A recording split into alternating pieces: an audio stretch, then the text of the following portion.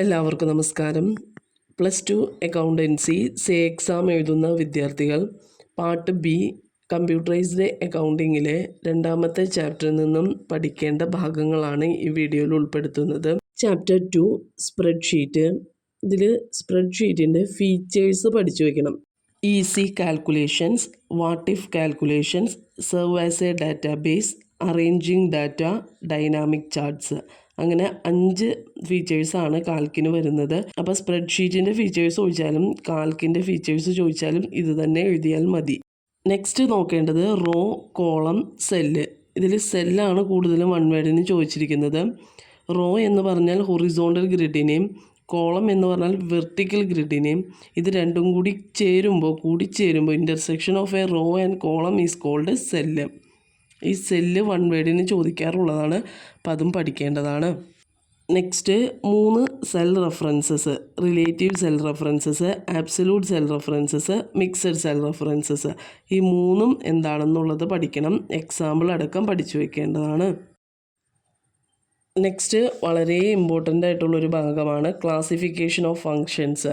അതിലൊരു 7 ഫങ്ഷൻസ് ഇവിടെ നൽകിയിട്ടുണ്ട്. Date and time function, statistical function, logical function, mathematical functions, text functions, spreadsheet functions, financial functions. ഇതിൽ question വരാറ് ഏതെങ്കിലും ചിലപ്പോൾ 4 സ്റ്റാറ്റിസ്റ്റിക്കൽ ഫങ്ഷൻ എഴുതാൻ പറയും, അതിൻ്റെ സിൻറ്റാക്സ് എഴുതാൻ പറയാറുണ്ട്. അല്ലെങ്കിൽ ഏതെങ്കിലും സെപ്പറേറ്റ് എടുത്ത് ചോദിക്കും. കൗണ്ട് ഇഫ് ഫങ്ഷൻ, അതിൻ്റെ സിൻറ്റാക്സ് തന്നിട്ട് ഇത് ഏതിനെ സൂചിപ്പിക്കുന്നതെന്ന് ചോദിക്കും. അല്ലെങ്കിൽ അതിൻ്റെ മീനിങ് തന്നിട്ട് ഇത് ഏത് ഫംഗ്ഷനാണെന്ന് ചോദിക്കാറുണ്ട്. അല്ലെങ്കിൽ ഏതെങ്കിലും ഒരു 4 ലോജിക്കൽ ഫംഗ്ഷൻ എഴുതാൻ പറയും. For, and function, nested if, ഇതൊക്കെ മുൻ വർഷങ്ങളിൽ ചോദിച്ചിട്ടുണ്ട്. ഇതിൻ്റെ എല്ലാം പഠിക്കുമ്പോൾ സിൻറ്റാക്സ് നിർബന്ധമായും പഠിക്കണം. പിന്നെ ഒരു ഇമ്പോർട്ടൻ്റ് ആയിട്ട് പഠിക്കേണ്ടത് കോൺകാറ്റിനേറ്റ് ഫംഗ്ഷൻ വരുന്നുണ്ട്. അതും എക്സാമിന് എല്ലാ പ്രാവശ്യവും ചോദിക്കാറുള്ളതാണ്. കോൺകാറ്റിനേറ്റ് ഫംഗ്ഷൻ എന്താണെന്നുള്ളത്.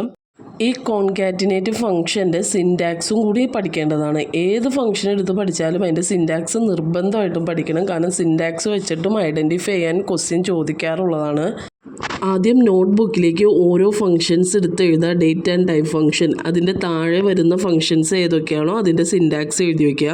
നെക്സ്റ്റ് സ്റ്റാറ്റിസ്റ്റിക്കൽ ഫംഗ്ഷൻ എന്ന് എഴുതുക. അതിൻ്റെ താഴെ വരുന്ന ഫങ്ഷൻസ് ഏതാണോ അതിൻ്റെ സിൻറ്റാക്സ് എഴുതി വയ്ക്കുക. അങ്ങനെ ഓരോ ഫങ്ഷൻസും നോട്ട് ബുക്കിലേക്ക് എഴുതിയെടുത്ത് അതിൻ്റെ അണ്ടറിൽ ഏത് ഫങ്ഷനൊക്കെയാണ് വരുന്നത്, അതിൻ്റെ സിൻറ്റാക്സ് ഏതൊക്കെയാണ്, ഈ രീതിയിൽ എഴുതി പഠിച്ചാൽ മാത്രമേ നിങ്ങൾക്ക് ഓരോ ഫങ്ഷൻസിൻ്റെയും അണ്ടറിൽ വരുന്നത് ഏതൊക്കെയാണ്. ഇപ്പം നൗ ഫങ്ഷൻ ഏതിൻ്റെ അണ്ടറിലാണ് വരുന്നത്, ഡേ ഫങ്ഷൻ ഏതിൻ്റെ അണ്ടറിലാണ് വരുന്നത്, കൗണ്ട് ഫങ്ഷൻ ഏതിൻ്റെ അണ്ടറിലാണ് വരുന്നത്, അങ്ങനെയുള്ള കാര്യങ്ങൾ മനസ്സിലാക്കാൻ സാധിക്കുകയുള്ളൂ. നിർബന്ധമായും ഇതേ രീതിയിൽ നോട്ട്ബുക്കിലേക്ക് എഴുതി പഠിക്കേണ്ടതാണ്.